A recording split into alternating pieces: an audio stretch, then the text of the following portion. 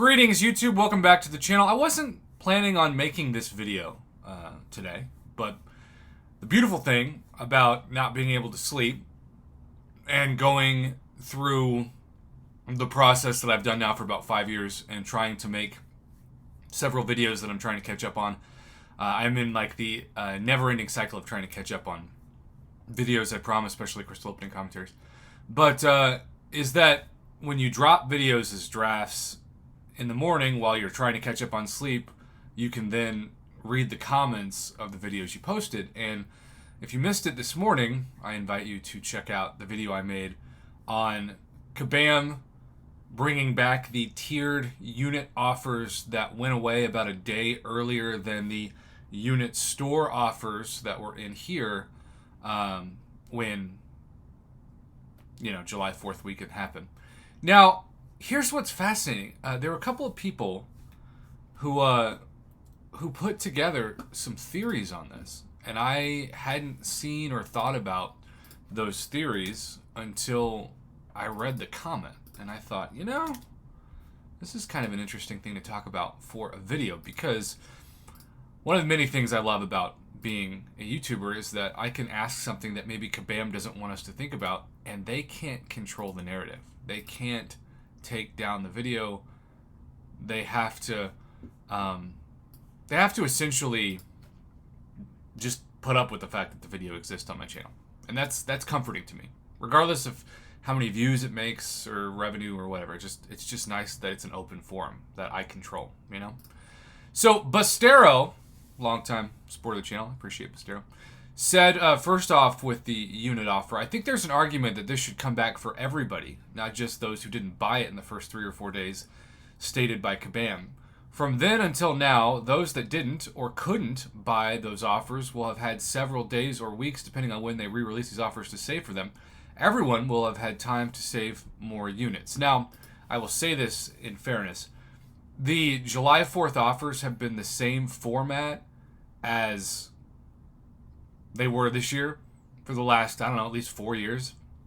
So there's no mystery that you're going to need thousands and thousands of units, especially 15 to 18,000 units on July 4th weekend, which is why on my channel, if you watch it regularly, starting in about, April, I'll talk like save all your units for July 4th weekend. And part of the reason why people always ask, Prof, why don't you just spend the units? Well, obviously I'm saving them for when I need them, but I also think it's good to show I have power and self-control to hoard units for offers and practice what I preach to my subscribers. So that's an interesting perspective. Selfishly, I hope that happens. And then 713 Evizone, longtime supporter of the channel as well, this is where we're going to disagree, because you're going to say, how is this good thing when the game still has bugs? They did not make enough to fix the game on July 4th. Please don't buy it if you read this. The game's always going to have bugs. We have to accept that, because between their lack of testing and just the nature of the coding of the game, I don't think there's ever going to be a month where we say everything in the game works perfectly. Certainly we hope that some things work out better than others, but I have given up the hope that this game's ever going to run flawlessly. It's sort of like a used car that is always going to have a rattle. And that may not be good enough for some people. That may not be good enough for 713 Evizone. You might not want to spend another penny as long as you play and just go free to play the rest of the time. And I think, if that's your decision, that's fine. But historically, Kabam is just locked into this cycle, and it is what it is. Personally, because I saved up enough units and cash and whatever else to get a 6-star rank 4 Hercules, I haven't found any bug that hasn't allowed me, when there isn't a node in the way that could maybe nerf him, to have him not clear content. And so Hercules is almost like a bug stopper in a way, which is kind of an interesting way to look at him. There's another comment, though. It's from Parth Sharma. Shout out to Parth. They so badly want people to be Paragon so that they can bring in 7-star champs.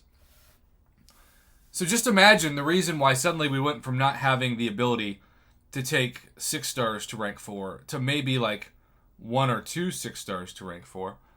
By the way, for the first time this offer just popped up on my account as well as I'm talking about spending units.